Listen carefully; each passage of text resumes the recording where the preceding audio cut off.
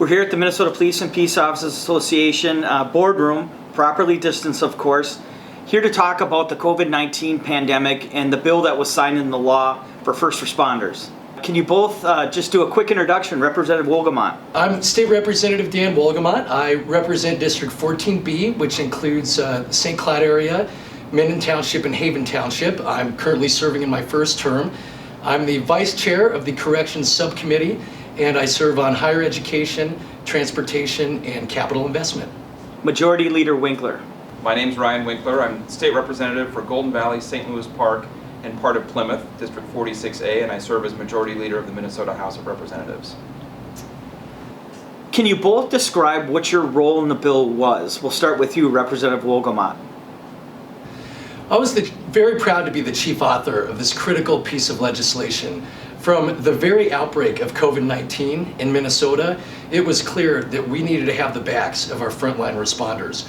Police and peace officers don't have the luxury to just get to work from home and teleconference in or Zoom in like the rest of us. They're out there on the streets, in people's homes, doing the work to maintain law and order and public safety in our communities. So that's why from the get-go, I was really proud to partner with Majority Leader Winkler and an incredible coalition of public safety workers and healthcare workers and child care providers to make sure that we have the backs of peace and police officers and frontline workers who are out here on the front lines keeping our communities safe during this pandemic. So I was the chief author of the bill, working in conjunction with Majority Leader Winkler, and really just did a lot to make sure that we stayed one as a team with that coalition that we built, and making sure that when we were in negotiations on the bill that we were a united front and that we were all in this together. And I think that was really key to getting this legislation over the finish line and signed into law. Majority Leader Winkler, what was your role? Well, of course, this bill started with firefighters, the people that everybody loves. Then we went on and included peace and police officers and all the other first responders.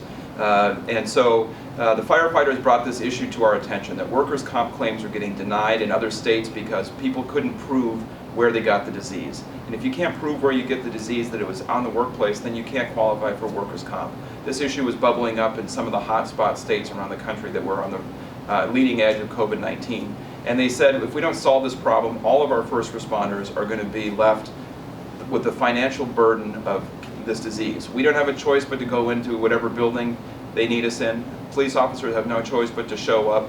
The nurses have no choice but to care for people. And so without legislation, our first responders, our frontline workers in healthcare, and all of the various groups that we included in this legislation are showing up for work. They're putting their families' health at risk, and they're putting their own livelihoods at risk unless we made this change in law. And so they raised the issue with me, and we went to work right away drafting legislation, getting a bill introduced, and starting to push. And as we did it, we found out how many more groups were affected by this, and we began to build this broader coalition to get this bill passed through the Minnesota House, the Minnesota Senate, and then finally signed into law by Governor Tim Walz. Majority Leader Winkler, how easy or difficult was it to actually get this bill eventually passed?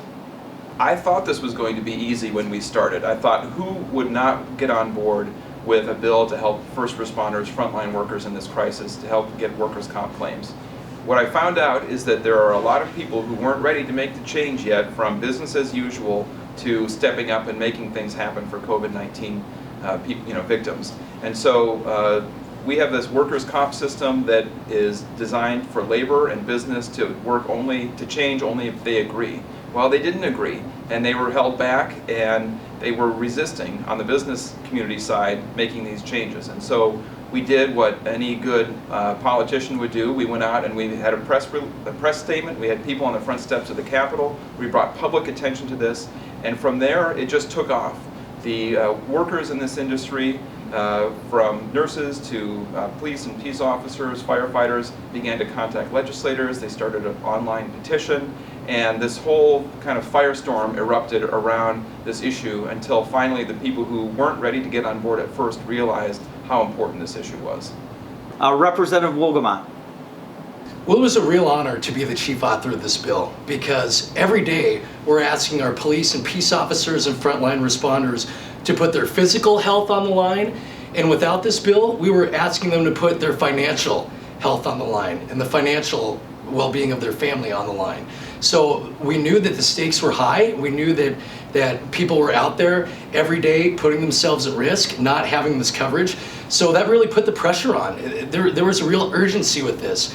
We needed to get it done. We needed to get it done right, but we needed to get it done as soon as possible, because every day that our frontline workers were out there putting themselves at risk for this was a day that they're putting their families' finances on the risk to do their job. So, and we, it was really interesting, because the week before we started working on this bill, it was business as usual at the Capitol, right? We had committee hearings, we had public coming in, we were nobody had heard the term social distancing yet, and then bam, all of a sudden, the whole world as we changed, the whole world as we knew it changed. And so that had to change the way that we approached this bill, and that we approached the sausage making process of legislation. So, maybe could we have gotten it done faster? Had we all been able to come in and meet like we normally would? Perhaps, but in real time, Leader Winkler, myself, and the public safety and healthcare and childcare providers, we had to really adjust on the fly. And it took a true team effort of sticking together, conference call after conference call after conference call after conference call, adapting on the fly to the post-COVID world. And I'm really proud that we stuck together, we adapted, and we got it over the finish line. Do either of you know of any other state that has passed similar legislation? Majority Leader Winkler. Yeah, other states are struggling to figure this out. Massachusetts passed some legislation to try to deal with it. Others are trying to do it at the local level. But Minnesota really did lead the way in getting a bill that was this comprehensive and created such a strong standard for workers. So, the process was slow and agonizing, and not everybody was on board right away, but the end result was very, very strong. And Representative Wolgamott. My understanding is that ours is the strongest, and ours is the most comprehensive with public safety workers, with healthcare providers, with child care providers, and I am really proud of that. I mean, that's how we do it. In Minnesota, we lead the way yet again, and my hope is that states across the country can take a look at the work that we did, that our partners in labor and our partnerships here in the legislature, and I hope every one of the other 49 legislatures takes our lead and gets this passed for frontline workers in the United States of America. Is there any other important legislation that is currently being worked on to help protect first responders in these times? Well, we have a whole range of things we have to do. First of all, we are making sure that we're getting as much personal protective equipment as we possibly can. It's hard to come by, but we're getting as much as we can and making sure that we have the funds available to get that out to people.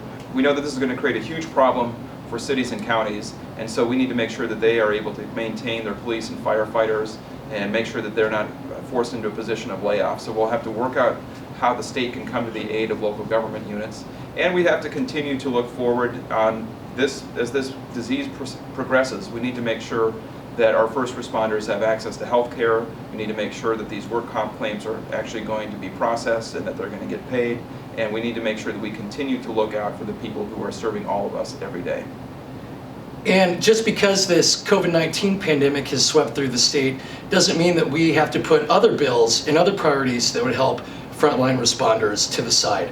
So something that I've been working on long before any of us have heard of, social distancing, was a bill to provide 12 housing units right across the street from the Hennepin County Medical Center to make sure that for our frontline responders, if they need to go and get treatment or their families need to go and get treatment, especially from our outstate communities, that rather than have to deal with the hassle and stress of finding a hotel and parking and navigating all this, we want to set up those units to make sure that if our frontline responders need to get treatment, that they've got a place for them and their families, safe, convenient, and right there. So I'm not going to let the COVID-19 pandemic get in the way of advocating for that piece of legislation, making sure we get that over the finish line. I just want to say thank you to the men and women of the Minnesota Peace and Police Officers Association who are serving the people of their communities and the people of Minnesota in probably the most dangerous and difficult time that Minnesota will face in a generation. We count on you, and we know that you have our backs, and we will have your backs every step of the way. On behalf of the Minnesota Police and Peace Officers Association, we want to thank you both for your leadership on this issue. Representative Wolgamott from drafting the bill, and Majority Leader Winkler from helping to bring it past the House into the Senate and eventually signed by the governor. On behalf of our members, we really, truly want to thank you.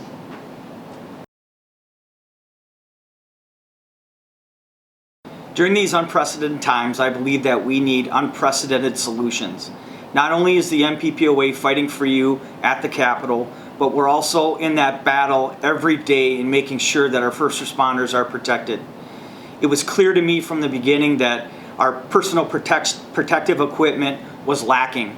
I know that a local business, Sportsman's Guide, out of South St. Paul, Minnesota, had donated over 40,000 masks to the Nurses Association. I reached out to the CEO of Sportsman's Guide and asked if he had any additional masks that he could give to law enforcement. At the time he didn't, however, I told him if that becomes available, please reach out. A couple weeks later, we got an email that they had over 2,000 N95 masks. Here at the MPPOA, communication is vital. I was able to send an email immediately to all of our union presidents and the MPPOA board, and the response was overwhelming. That morning we picked up 2,500 masks, and with a day and a half had those across the state. Myself and Angie Itchert and Danica Schuneman from the MPPOA, we got in our car and we drove to Rochester, we drove to Eagan, we drove to Dakota County, Minneapolis, St. Paul, and mailed several of the masks around the state. We learned that the problem is real. There were some places and some jails that only had one mask per individual. To me, that's unacceptable. We'll continue to fight during these times to make sure that our members have the proper personal equipment. That is my pledge to you. That's why I get up every day for our membership.